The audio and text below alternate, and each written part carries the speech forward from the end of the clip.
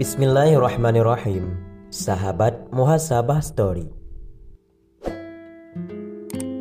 Ada dua cara mudah agar kita dekat dengan Rasulullah SAW di hari kiamat dan akhirat.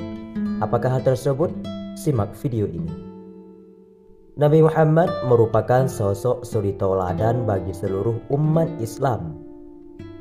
Beliau telah memberikan kontribusi besar terhadap perkembangan peradaban serta kemajuan umat di seluruh dunia. Namun di era saat ini, banyak masyarakat yang menerka-nerka kepribadian Nabi Muhammad, mulai dari fisiknya, kepribadiannya, bahkan interaksi sosial terhadap sesama manusia. Nabi Muhammad SAW menjadi orang yang paling sibuk di hari kiamat kelak. Beliau sibuk memikirkan umatnya, sebab saat itu yang diberi anugerah memberikan syafaat hanya Rasulullah SAW saja. Sementara Nabi dan Rasul lainnya justru kebingungan memikirkan umatnya. Diriwayatkan di akhirat kelak Rasulullah adalah manusia sentral, manusia berbondong-bondong meminta syafaat.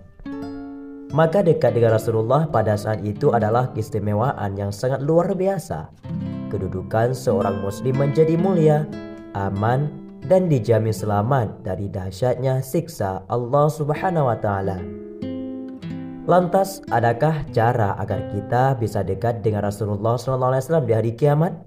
Sementara kita hidup di zaman yang berbeda dan tidak pernah bertemu dalam pengertian sebenarnya dengan Nabi kita. Ternyata ada cara cukup mudah untuk berdekatan dengan Nabi Muhammad SAW di akhirat kelak. Nabi sendiri telah memberitahukan untuk umatnya. Berikut ini adalah dua cara. Sebelum kita lanjut, jangan lupa sahabat terlebih dahulu tekan tombol like, komen, dan subscribe agar kami lebih bersemangat dalam membuat konten kebaikan ke depannya. Inilah dua cara agar kita mudah dekat dengan Rasulullah SAW di yaumil kiamah. Nomor 1. Memperbanyak sholawat. Rasulullah SAW bersabda dalam sebuah hadis yang diriwayatkan oleh Imam Tirmizi, "Orang yang paling dekat denganku di hari kiamat nanti adalah orang yang paling banyak bersalawat kepadaku." Syekh Mustafa Al-Bugha dan 4 ulama lainnya dalam Nuzhatul Muttaqin menjelaskan, hadis ini berisi anjuran memperbanyak sholawat atas Rasulullah SAW dan tingginya derajat orang yang memperbanyak sholawat di hari kiamat kelak. Para ulama menerangkan ketika dalam hadis disebut hari kiamat, yang dimaksudkan bukanlah hanya saat kiamat saja, tetapi seringkali bermaksudnya adalah akhirat. Bergantung konteks hadis tersebut, sebagaimana sabda Rasulullah SAW yang menyebutkan Al-Hajju Arafah, haji adalah wukuf di Arafah. Tentu saja wukuf bukanlah keseluruhan haji.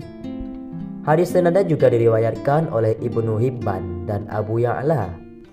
Sesungguhnya orang yang paling dekat denganku di hari kiamat nanti adalah orang yang paling banyak berselawat kepadaku. Dalam hadis Abu Ya'la pun Rasulullah bersabda, "Ketahuilah, sesungguhnya orang yang paling dekat denganku di hari kiamat nanti adalah orang yang paling banyak berselawat kepadaku." Jadi salah satu cara menjadi orang yang paling dekat dengan Rasulullah SAW adalah dengan memperbanyak sholawat. Siapa mukmin yang paling banyak membaca sholawat, insya Allah ia akan menjadi orang yang paling dekat dengan Rasulullah SAW nanti di akhirat kelak. Nomor 2. Menyantuni anak yatim. Tentu saja ada amal lain yang menjadikan seseorang dekat dengan Rasulullah. Misalnya menyantuni anak yatim, yang oleh Rasulullah disebutkan keutamaannya. Rasulullah SAW bersabda dalam sebuah hadis yang diriwayatkan oleh Imam Bukhari, yang artinya, "Aku dan orang yang menanggung anak yatim kedudukannya di surga seperti ini." Sabda beliau sambil mengisyaratkan jari telunjuk dan jari tengah beliau dengan agak merenggangkan keduanya.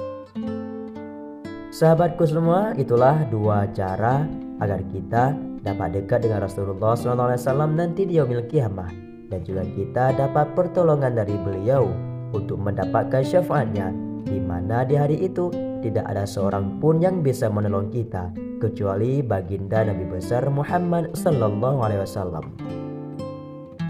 Maka jangan pernah lupa kita memperbanyak sholawat kepadanya, terutama di bulan Sya'ban ini, terutama pada malam nisfu Sya'ban, malam diangkatnya segala amalan dan ditutupnya buku catatan kita dalam setahun dan diganti dengan buku catatan amal yang baru.